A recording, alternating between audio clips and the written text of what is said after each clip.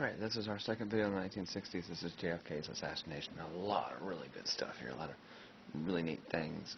Everyone likes to get into the conspiracies, and maybe I'll dabble a little bit in that. But for the most part, for our class, I want to stick as historically accurate as I can. Okay? Here we go. On November 22nd, 1963, John F. Kennedy and his vice president, which is something you won't see them in many places together. This is why Johnson are in Dallas, Texas for a re-election rally. So while downtown, shots ring out, and Kennedy is actually hit. And when it's all said and done, that same day they announced that he had died, and all kinds of just craziness has ensued. In fact, the place on which he was shot, down at the Dealey Plaza, has become the name of a movie franchise because it freaked out somebody so badly. So when the director needed a name for this horror franchise, he used one that was ingrained in his brain where something horrible had happened. The name of the street is Elm Street, and the franchise I'm talking about is Nightmare on Elm Street. Now, Freddy Krueger has nothing to do with Kennedy's thing, but the Elm Street itself, he needed a street that would strike fear. And so when this came out, it was kind of a backlash, and older people would know what this is. Okay? Now, in the days that followed, the big question is, how's the country going to continue? And then the biggest one is, why and who killed Kennedy? Okay? So let's go over the first one. Who becomes president? Shortly after he's shot, they're going to put LBJ back in Air Force One and get him back to Washington. We don't have live Twitter, and so we have a little bit of time delay, okay, before this news story breaks and people actually find out. Johnson is actually the only president sworn in to office, not on the ground. He's in the air, and you can see him in the Air Force One there. Really cool stuff, right? So when he lands, it's about the time that the news is breaking that Kennedy has been killed. So we can go to a live broadcast with Johnson saying, I am now the president, everything is fine. The major fear was if this was a communist coup, which was a big thing. Somebody said, oh, the communist. That gap in leadership could potentially allow the communists to take power. So that was a major thing. Get Johnson in there and make sure that the communists can't take the country, okay? Now, the vice president being sworn in like that, as it's happened a few times before, is mainly kind of just circumstance, okay? Until the 25th Amendment is passed. The 25th Amendment basically sets up a line of succession, and it goes through it. The president's shot, vice president becomes president.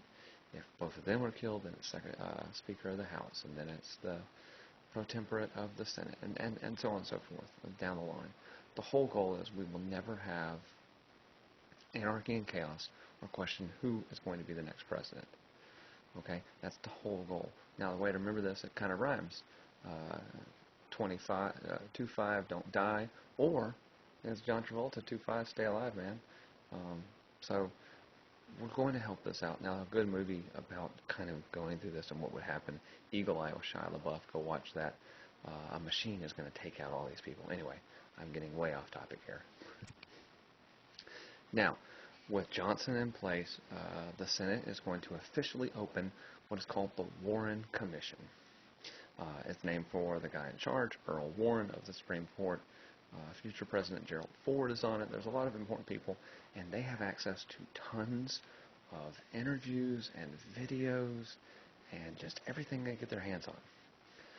When it is all said and done, they all come to the same conclusion, and that's what we can read. The Warren Commission, famously, the Warren Commission has been blacked out, certain parts of it. But what we can read is probably the most important thing. This commission decided, based on the evidence, who did it was a lone gunman, and he acted alone. Okay? That lone gunman is the man that they had arrested. His name is Lee Harvey Oswald. Now, Lee Harvey Oswald had been in the Army. He'd been a marksman, which is kind of the lowest grade. He was a communist supporter, even living there at one time, and his wife, in fact, was Russian. So there's definitely a thing there. Now, when we get this, we can't ask Lee Harvey Oswald why he did it, because while in custody, there, this thing gets crazier. They're taking him down to the police station, whatever, and a man named Jack Ruby comes up to him and kills him in police custody. I know that's crazy, right? And so the only way we can actually get why Oswald did it is asking a third source. It's not a primary source, maybe a secondary source. Now, the Warren Commission reconvened and looked at this and decided that Ruby and Oswald actually had some connections. Meaning they not necessarily in cahoots, but they did know each other at least, and that make things, if you're a conspiracy theorist, then that's kind of like, oh, they knew each other, it's all set up. But we can't focus on that, so let's move on. Now, for many, many years, everyone just said, yes, Oswald did it. That is until a Hollywood director and noted historian buff who loves bringing out maybe the darker side of U.S. history. He's actually made several books on it. Oliver Stone will make an interesting purchase. He will purchase a short film from a man on vacation at the Dealey Plaza on November 22nd, 1963. And this is a big deal.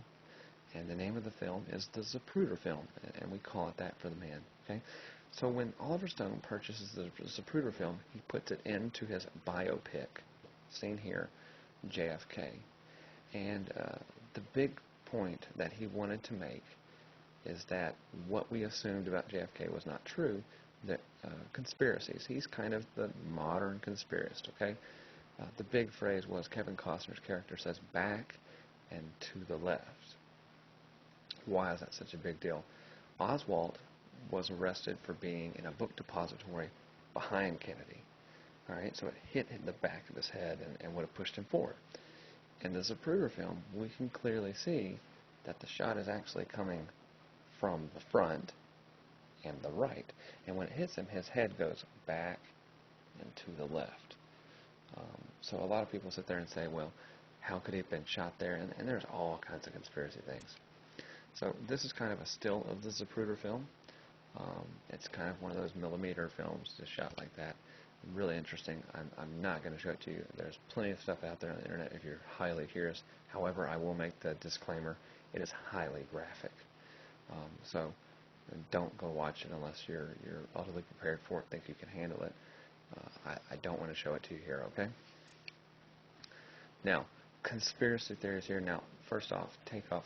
Anytime you see the word The Onion on a newspaper headline, they are a satirist newspaper. They do things for fun, okay? They said Kennedy slain by the CIA, Mafia, Castro, LBJ, Teamsters, Freemasons. The president was shot 129 times from 43 different angles. A lot of people wanted Kennedy dead, okay? And there's all these conspiracy theories. The biggest one that's gaining traction, certainly in recent years, is the CIA, as well as the FBI. Kennedy did not get along very well with J. Edgar Hoover, in charge of the FBI. Actually had a very derogatory nickname based on Hoover's lifestyle that Hoover didn't like. The CIA is upset with the debauchery of the Bay of Pigs. Kennedy famously shut down the Mafia. Of course, they tried to kill Castro. There's someone saying Johnson wanted power. The Teamsters and Jimmy Hoffa are kind of a modern racket. And then Freemasons have been kind of a secret society. They still are a secret society today that has roots in American history. But will we ever actually fully know who killed Kennedy? That is a really good question. Why is the Warren Commission still blacked out? Another excellent question. But for our purposes here today, we're going to stick with what the Warren Commission said. Lee Harvey Oswald acted alone and killed Kennedy. Or did he?